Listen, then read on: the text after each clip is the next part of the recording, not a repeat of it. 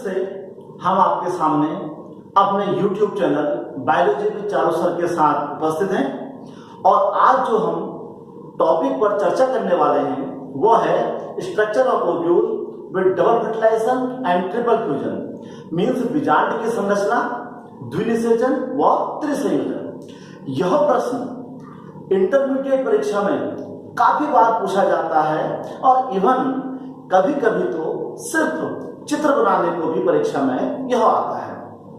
तो क्या आप हमारे साथ आज की कक्षा में इस टॉपिक पर शेयर करने के तैयार हैं? तो आइए अब हम अपनी कक्षा शुरू करते हैं और हमें पूरा विश्वास है कि यदि आप हमारी इस कक्षा के वीडियो को अंत तक देखेंगे तो आपको यह टॉपिक बहुत अच्छे प्रकार से समझ में आ जाएगा। तो चलो अब हम शुरू करते हैं स्ट्रक्चर ऑफ ओव्यूल। तो हमने समय की बचत के लिए यहां पर पहले से ही ओव्यूल का चित्र बना लिया है। यह एक ओव्यूल यानी कि बीजांड का चित्र है। इसमें यदि हम देखें, इसका अब हम नॉमिनेशन कर देते हैं, तो इसमें हम देखें तो ये फ्लैप लगे हैं, ये बाहर की कोटिंग लगी है। इन कोटिंग को हम यहां पर कहते हैं इंट्यूबमेंट्स। इंट्यूबमेंट्स का मतलब होता है आवरण, या इसको हम यहां पर अध्यावरण भी कह देते हैं। ये 1, 2, 3 कितने भी हो सकते हैं। बाहर वाला आउटर इंट्यूबमेंट्स और भीतर वाला इनर इंट्यूबमेंट्स। जहां पर ये इंट्यूबमेंट्स यहां पर ये समाप्त होते हैं, इस पोर्शन को यहां पर हम कहते हैं चैलेजा और इसको हिंदी में कहते हैं निभाग। यह रीजन, ऊपर का रीजन जहां पर ये इंट्यूबमेंट समाप्त होते हैं उसे चैलेजा या निभाग कहा जाता है। और जो इसका मीन्स जो ये अंदर का एम्ब्रियो सेल है, मीन्स जो इसकी प्रॉपर संरचना बना रहा है, अर्थात बीजांड का जो मुख्य भाग बनाने वाला जो पोर्शन है उसको हम यहां पर कहते हैं न्यूसीलस और इसको हम हिंदी में कहते हैं बीजांड काय। इसके नाम से ही पता लग रहा है कि बीजांड का मुख्य पोर्शन न्यूसीलस यानी कि बीजांड काय के द्वारा बनाया जाता है। इस बीजांड काय के अंदर हम ये देख रहे हैं एक ओवल शेप संरचना है जिसको हम कहते हैं एम्ब्रियो सैक। इसका हम यहां पर नाम कहेंगे एम्ब्रियो सैक। एम्ब्रियो सैक से हमारा मतलब है भ्रूण कोष। इसको हम यहां पर कहेंगे भ्रूण कोष। अब इस भ्रूण कोष का जरा ध्यान से देखिए, इसमें 3 सेल्स नीचे की ओर हैं, 3 सेल्स यहां पर ऊपर की ओर हैं, बीच में 2 सेल्स यहां पर ये बनी हुई। अब हमने सबसे पहले ये ध्यान देना है कि जो 3 कोशिकाएं या सेल्स बीजांड द्वार मीन्स जहां पर ये 2 अध्यावरण आपस में एक गैप बनाते हैं, इसको हम कहते हैं माइक्रोपाइल। माइक्रोपाइल से हमारा मतलब है बीजांड द्वार। तो जो 3 कोशिकाएं बीजांड द्वार की ओर होंगी उन्हें मेन एग एपरेटस कहते हैं, और जो इसके जस्ट अपोजिट होंगी उन्हें प्रतिध्रुवी या एंटीपोडल सेल्स कहते हैं। तो जो 3 कोशिकाएं जस्ट माइक्रोपाइल के अपोजिट में होती हैं उनको यहां पर एंटीपोडल सेल्स कहा जाता है। हिंदी में इनको प्रतिध्रुवी कोशिकाएं कहते हैं। हम अपने इन एजुकेशनल वीडियो को इंग्लिश और हिंदी दोनों माध्यमों से बना रहे हैं ताकि सीबीएसई और उत्तराखंड बोर्ड दोनों के बच्चे इससे लाभ ले सकें। और जो 3 कोशिकाएं माइक्रोपाइल यानी कि बीजांड द्वार की ओर होती हैं, इसको पूरे को एग एपरेटस कहा जाता है। एग एपरेटस से हमारा मतलब है अंडोत्तरण, और इसकी जो बीच वाली कोशिका होती है वो थोड़ी सी बड़ी हो जाती है। इस कोशिका को हम प्रॉपर एग सेल कहते हैं। यही एग सेल है प्रॉपर। और जो किनारे की लेफ्ट और राइट के दो सेल्स हैं इनको हम इस प्रकार ले सकते हैं। ये जो किनारे की एक, इसको भी हम यहां ले लेते तो अगर इसको हम कहते हैं सिनर्गिड्स, और आसान भाषा में इसको हम हेल्पिंग सेल्स कह सकते हैं, और हिंदी में हम इसको सहायक कोशिकाएं कहते हैं। अब ये तो हो गई ये तीन कोशिकाएं। ध्यान रखना है एग एपरेटस वही सेल कहलाएंगी जो कि माइक्रोपाइल की ओर होती है, क्योंकि बीजांड कई प्रकार का होता है, किसी में बीजांड ऊपर को मुंह किए हुए होता है। तो यदि हम ये मान के चलेंगे कि ऊपर की कोशिकाएं एंटीपोडल है तो हमारा क्वेश्चन गलत हो जाएगा। हमने सिर्फ ये देखना है कि जो बीजांड या ओव्यूल हमारे को उसमें है हमारे पास, उसमें माइक्रोपाइल वाली जो पोर्शन है उस ओर की तीन कोशिकाएं एग एपरेटस कहलाएंगी। अब हम आते हैं बीच की कोशिकाएं। इन बीच की कोशिकाएं में आप देख रहे हैं 1 और 2 दो न्यूक्लियस आपस में मिले हुए हैं। असल में ये दो न्यूक्लियस जो होते हैं वो एक इस पोल से आया होता है और एक इस पोल से आया होता है। इसलिए चूंकि दोनों पोल से आके ये बीच में मर्ज हो जाते हैं, इसलिए इन दो कोशिकाओं को हम पोलर न्यूक्लियस भी इनको हम यहाँ पर कहते हैं। यहाँ पर जगह नहीं है हमारे पास, तो इसलिए हम इसको अलग कलर से दिखा देते हैं। इसको हम पोलर न्यूक्लियाई भी यहां पर कहते हैं। अब चूंकि इसमें दो केंद्रक आपस में मिले हुए हैं, इसलिए इसका हम दूसरा नाम जो है वह सेकेंडरी न्यूक्लियस, इसको सेकेंडरी न्यूक्लियस भी कहा जाता है। पोलर न्यूक्लियाई या पोलर न्यूक्लियस से हमारा मतलब है ध्रुवीय कोशिकाएं, एक कोशिका इस ध्रुव से एक कोशिका इस ध्रुव से।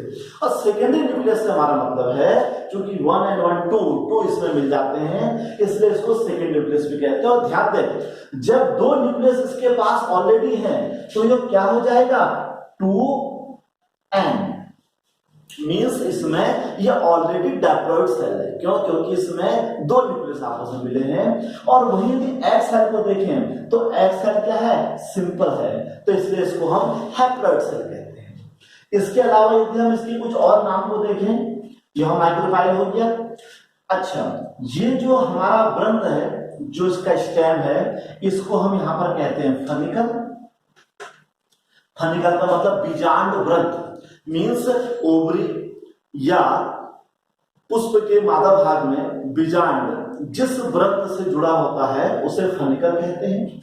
और फनिकल बीजांड के साथ जहां पर जुड़ा होता है, यहां पर एक यू शेप का गैप आता है। इस यू शेप के गैप को हम यहां पर हाइलम कहते हैं, इसे हम यहां पर हाइलम कहते हैं। और एक इसमें आप देख रहे होंगे ब्लू कलर की इसमें एक रिज चल रही है। रिज मतलब एक खांच, एक स्ट्रक्चर स्ट्रेचर दिखाई जा रहा है, इसे हम रेफे कहते हैं। रेफे से मतलब हमारा यहां पर यह है, रेफे से मतलब है कि यह इस बात का इंडिकेशन है कि जो ओव्यूल है उसको वेस्कुलर बंडल यानी संवहन बंडलों के द्वारा जो प्रॉपर वाटर और फूड की सप्लाई हो रही है, ये उसका इंडिकेशन रेफे कहलाता है। तो इस प्रकार हमने ये देखा, ये हमारा ओव्यूल यानी कि बीजांड का चित्र है और उस डायग्राम को हमने नॉमिनेट भी कर दिया है। परीक्षा में कई बार सिर्फ ओव्यूल का डायग्राम और उसका नॉमिनेशन करने को आता है। तो यह हमारा डायग्राम हो गया। अब थोड़ा इसमें एक चीज ध्यान से देखिए आप, इस पूरे डायग्राम में जो हमारा मेन पोर्शन है वो है बीच का embryo cell. Embryo cell means भ्रूणकोश, क्योंकि इसी के अंदर अभी क्या होना है? फर्टिलाइजेशन होना है। तो इस एम्ब्रियो सेल को आप ध्यान से देखें, जो नीचे की तीन कोशिकाएं हैं, इन कोशिकाओं को हमने कहा है एग एपरेटस। इसमें से जो बीच की कोशिका है उसे हम एग सेल कहा है, जो कि क्या है? एक्स नंबर ऑफ क्रोमोसोम्स या N number of chromosomes means haploid number की है। और जो जस्ट पीछे है वो एंटीपोडल है, जस्ट अपोजिट। और जो बीच में है वो दो केंद्रक आपस में मिले हुए हैं, जिन्हें हमने सेकेंडरी न्यूक्लियस या उनको हमने पोलर न्यूक्लियाई कहा है। अब हम इस ओव्यूल के बिहाफ में आपको डबल फर्टिलाइजेशन और ट्रिपल फ्यूजन को यहाँ पर बताते हैं। इसको हम थोड़ा सा हमने यहाँ पर नाम देख लिया, अब हम इसको मिटा लेते हैं क्योंकि हमको अगले टॉपिक को पढ़ाने के लिए इस समय जगह की आवश्यकता है। और बायोलॉजी की कक्षा में या बायोलॉजी का पेपर देने में आप लोग इतना हमेशा ख्याल रखा करें कि बायोलॉजी का पेपर बिना डायग्राम के आप उसमें अच्छे नंबर स्कोर नहीं कर सकते हैं। और जो आपके डायग्राम हो वो कलरफुल बनाना हमारी मजबूरी है।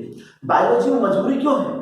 क्योंकि जब एक ही डायग्राम एक ही पेन से बनाएंगे तो अलग अलग पोर्शन को आप शो नहीं कर सकते हैं।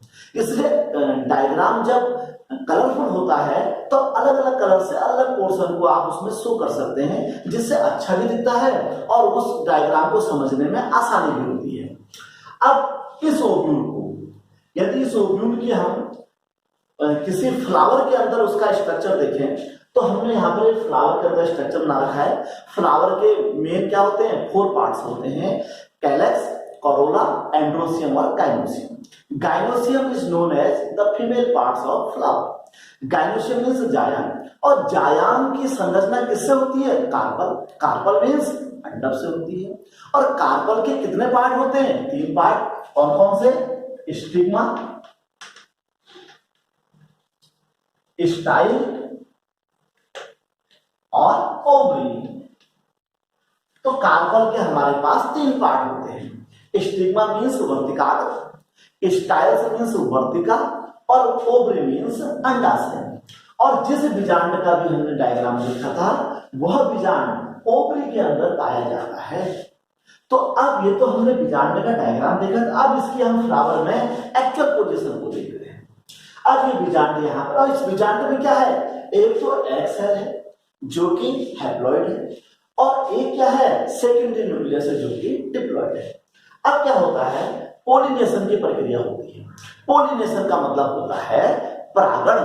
परागण मीन्स किसी पुष्प के, किसी फूल के मेल पार्ट्स से जो मेल गैमेट होते हैं, जिन्हें नर युग्मक कहते हैं, वह किसी भी एजेंसी के द्वारा, किसी भी एजेंसी मीन्स वाटर के द्वारा और एयर के द्वारा, ह्यूमन बीइंग के द्वारा, एनिमल्स के द्वारा, किसी भी तरीके से, किसी भी एजेंसी के द्वारा एक फूल के नर युग्मक दूसरे फूल के स्टिग्मा में आ जाते हैं, या सेम के भी आ सकते हैं, जिसे सेल्फ पॉलिनेशन या क्रॉस पॉलिनेशन कहा जाता है। अब क्या होता है? इस प्रकार ये हम देख रहे हैं, ये जो पोलन ग्रेन है, इस प्रकार ये बहुत सारे पोलन ग्रेन जो होते हैं वो स्टिग्मा में इस प्रकार से स्टिक हो जाते हैं। पोलन ग्रेन जो होता है बाहर से स्पाइनी होता है, इसलिए आराम से यहाँ पर स्टिक हो जाता है। जब पोलन ग्रेन स्टिग्मा में आता है तो स्टिग्मा में वो मॉइस्चर उसे मिलता है जिससे वो फूल जाता है। फूलने से क्या होता है? उसकी outermost exine layer burst हो जाती है और अंदर से इंटाइन लेयर जो होती है वो क्रमशः स्टाइल से होते हुए नीचे को आना शुरू होती है। इसको हम इस प्रकार से यहाँ पर दिखा देते हैं। इस प्रकार क्या होता है? ये जो पोलन ग्रेन होता है इसका जो एग्जाइल बाहर रहता है, जो इंटाइन से पोलन ट्यूब निकलकर इस स्टाइल से नीचे को आने शुरू हो जाती है। जिस समय पोलन ग्रेन स्टाइल के द्वारा अंदर को आ रहा होता है तो उस समय इसके अंदर 2 मेल गैमेट्स होते हैं, इनको हम कहते हैं मेल गैमेट्स। तो इस समय इस पोलन ट्यूब में 2 मेल गैमेट्स उपस्थित होते हैं। अब ये पोलन ट्यूब क्रमशः इस स्टाइल के द्वारा होते हुए ओवेरी से होते हुए कहां पहुंचती है? ये पहुंचती है यहां पर ओव्यूल तक, यानी कि बीजांड तक। अब ये मेल गैमेट्स इस ओव्यूल तक क्यों आ रहे हैं? फॉर फर्टिलाइजेशन, मींस निषेचन के लिए। अब जब ये पोलन ट्यूब इस ओव्यूल तक आ जाती है, नाउ अब यहां पर इस ओव्यूल के अंदर एंट्री कैसे करेगी? क्योंकि ओव्यूल के अंदर एम्ब्रियो सैक है और एम्ब्रियो सैक के अंदर क्या है? न्यूक्लियस है। वहां तक पहुंचने के लिए अब जब ये पोलन ट्यूब ओव्यूल के बॉर्डर लाइन तक आ जाती है तो वहां से ओव्यूल के अंदर प्रवेश करने के इस पर 3 रास्ते होते हैं। इन 3 रास्तों को हम यहां पर दिखा देते हैं। थोड़ा सा हम यहाँ पर इसको इस प्रकार से आपको दिखाने का प्रयास करते हैं। इस प्रकार से एक हमने यहाँ पर इसका ये लगभग डायग्राम बना लिया है। अब जब ये पोलन ट्यूब यहां तक पहुंच गई है, अब यहां से इस ओव्यूल के अंदर इसकी एंट्री 3 प्रकार से होगी। पहली एंट्री जो कि बिल्कुल कॉमन है, बिल्कुल कॉमन, कहां से? माइक्रोपाइल के रास्ते। तो जब पोलन ट्यूब प्रॉपर ओव्यूल में आती है और माइक्रोपाइल यानी कि प्रॉपर बीजांड द्वार के रास्ते अंदर को एंट्री करती है, तो ये सबसे सिंपल प्रकार का ये एंट्री होती है पोरोगैमी। इसको हम क्या कहते हैं? पोरोगैमी। पोरोगैमी से हमारा मतलब होता है बीजांड द्वारीय प्रवेश, मीन्स ऐसा प्रवेश जो कि बीजांड द्वार के रास्ते हो रहा है। यह सबसे आसान और सबसे कॉमन तरीका है। दूसरे उसमें क्या होता है कि ये पोलन ट्यूब जो होती है ओव्यूल में इन इंट्यूबमेंट को तोड़ के अंदर एंट्री करती है। इंट्यूबमेंट मीन्स अध्यावरणों को तोड़ के एंट्री करती है। तो जब ये इंट्यूबमेंट को ब्रस्ट करके अंदर एंट्री करती है तो उस समय इस प्रकार के एंट्री को हम कहते हैं मीजोगैमी। मीजोगैमी से हमारा मतलब होता है अध्यावरणीय प्रवेश। अध्यावरणीय मीन्स इंट्यूबमेंट मीन्स अध्यावरण, उनको तोड़ते हुए अंदर एंट्री करना। और तीसरा and the last one is जब पोलन ट्यूब क्या करती है, आती है और चैलेजा को तोड़ते हुए, चैलेजा मीन्स इस पोर्शन को तोड़ते हुए अंदर को एंट्री करती है, निभागी प्रवेश कहते हैं इसे। This is the third one, इसे कहते हैं चैलेजोगैमी। चैलेजोगैमी का मीन्स होता है निभागीय प्रवेश, मीन्स पोलन ट्यूब का ऐसा प्रवेश जिसमें वो चैलेजा वाले पोर्शन को तोड़कर एम्ब्रियो साइक के अंदर एंट्री करती है। तो अल्टीमेटली कोई सा भी रूट पकड़े उसे अल्टीमेटली कहां पहुंचना है? एम्ब्रियो साइक के अंदर उसको पहुंचना है। तो इस प्रकार हमने देखा पोलन ट्यूब जो है वह तीन प्रकार से क्या कर सकती है, इस एम्ब्रियो साइक के अंदर एंट्री कर सकती है। अब पोलन ट्यूब आइदर कोई सा भी रास्ता ले और वो एम्ब्रियो साइक के अंदर एंट्री कर चुकी है। अब हम इसको यहां पर एम्ब्रियो साइक को यहां पर दिखाना चाहेंगे आप लोगों को। अब ये हमारे पास आ गया ये एम्ब्रियो साइक, और इस एम्ब्रियो साइक में हम इस समय ये एक एग सेल है और ये सेकेंडरी न्यूक्लियस है, और यहां पर हमने दो ये हेल्पिंग सेल्स यहां पर बना दिए हैं। अब किसी भी तरीके से जो पोलन ट्यूब है वो इस प्रकार से एम्ब्रियो साइक के अंदर एंट्री कर देती है। जब पोलन ट्यूब इस एम्ब्रियो साइक के अंदर एंट्री करती है तो जो दो हेल्पिंग सेल्स होती हैं या सिनर्गिड्स सेल होती हैं वो इस पोलन ट्यूब को अंदर एंट्री करने में हेल्प करती है। मींस यह पोलन ट्यूब इनको ब्रस्ट करके अंदर एंट्री कर जाती है। अब जब ये पोलन ट्यूब अंदर एंट्री कर गई तो इस पोलन ट्यूब में क्या है, दो इस समय हमारे पास मेल गैमेट है, नर युग्मक है, और इस समय जो एंटीपोडल सेल्स होती हैं, प्रतिध्रुवी कोशिकाएं होती हैं, वो ऑटोमेटिक गायब हो जाती है। अब जो दो मेल गैमेट हैं वो एम्ब्रियो साइक के अंदर आके फ्री हो जाते हैं। इसमें से जो पहला मेल गैमेट होता है वह इस प्रकार किस पे मिल जाता है, एग सेल पे मिल जाता है। अब ये यहां से शिफ्ट होके इससे यहां पर ये मिल जाएगा। तो पहले मेल गैमेट का एम्ब्रियो साइक के अंदर जाकर एग सेल के साथ मिल जाना, अब ये दोनों आपस में मिल गए हैं। तो एग सेल में कितने न्यूक्लियस थे, n नंबर ऑफ न्यूक्लियस, और मेल गैमेट क्या था, n number of chromosomes. Now n this is 2n। अब ये हो गया सिनगैमी। सिनगैमी को हम कहते हैं फर्टिलाइजेशन, मीन्स ये हो गया हमारा यहां पर निषेचन। तो एम्ब्रियो साइक के अंदर मेल गैमेट का एग सेल के साथ फ्यूज हो जाना, उसके साथ निषेचित हो जाना, उसके साथ मिल जाना, that is fertilization. Male gametes fuses with female gametes, that is fertilization. x to x n to n। तो इस प्रकार ये हो गया fertilization. This process is known as fertilization. अब जो दूसरा मेल गैमेट है वो सेकेंडरी न्यूक्लियस की ओर शिफ्ट हो जाएगा। अब ये यहां से शिफ्ट होके यहां पहुंच जाएगा। अब चूंकि ये सेकेंडरी न्यूक्लियस भी तो फीमेल गैमेट ही है और ये मेल गैमेट है। Now again once again in embryo sac another male gametes fuses with another female gametes, so this is first fertilization, this is second fertilization। अब ये क्या कहलाएगा, सेकंड या डबल फर्टिलाइजेशन। तो एक एम्ब्रियो साइक के अंदर दो मेल गैमेट का दो फीमेल गैमेट के साथ फ्यूज होना, दैट इज डबल फर्टिलाइजेशन। तो परीक्षा में कई बार पूछा जाता है what is the meaning of double fertilisation. तो double fertilisation means two male gametes fuses with two female gametes in a same embryo site, that is double fertilisation. तो ये फर्टिलाइजेशन, ये डबल फर्टिलाइजेशन। अब ध्यान से देखिए, जो डबल फर्टिलाइजेशन हुआ है उसमें दो फीमेल गैमेट तो ऑलरेडी थे, 2n तो पहले से था, एक n और मिल गया, तो कितने हो गया 3n। कितने हो गए 3n, और इसे कहते हैं ट्रिपल फ्यूजन। तो जो सेकंड फर्टिलाइजेशन होता है उसको डबल फर्टिलाइजेशन भी कहते हैं, और इसको क्या कहते हैं, ट्रिपल फ्यूजन भी कहा जाता है। ट्रिपल फ्यूजन क्यों कहा गया, क्योंकि दो फीमेल गैमेट तो ऑलरेडी हमारे पास थे, एक मेल गैमेट स्मॉल मिल गया, तो 1 2 3 सेल मिल गए, तो दैट इज ट्रिपल फ्यूजन। तो इस प्रकार हमने देखा कि ओव्यूल के अंदर डबल फर्टिलाइजेशन और ट्रिपल फ्यूजन से मतलब क्या है, दो मेल गैमेट एम्ब्रियो सेल के अंदर फ्री हुए थे। पहला मेल गैमेट एग सेल के साथ मिल गया, दैट इज फर्टिलाइजेशन। दूसरा मिल गैमेट पोलर न्यूक्लियाई या सेकेंड न्यूक्लियस के साथ मिल गया, दैट इज डबल फर्टिलाइजेशन। पहले वाले फ्यूजन में डिप्लॉइड एक्स और एक्स, एन और एन मिलकर 2n हुआ, और दूसरे वाले फर्टिलाइजेशन में ऑलरेडी दो फीमेल गैमेट थे, एक और मिल गया, दैट मीन 3 हो गए। तो this is known as double fertilisation and triple fusion. अब क्वेश्चन ये होता है इसका फायदा क्या है।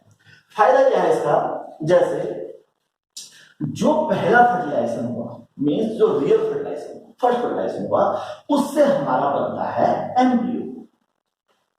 पहले बनेगा जाइगोट, जाइगोट के बाद बनेगा एम्ब्रियो, और उस एम्ब्रियो से बनेगा सीड। मींस पुष्प का आगे को क्या होगा, उगाने के लिए सीड बनने शुरू हो जाएंगे। तो जो फर्स्ट फर्टिलाइजेशन होगा उससे zygote, then embryo, then seed, then plant, ये तो बनेगा।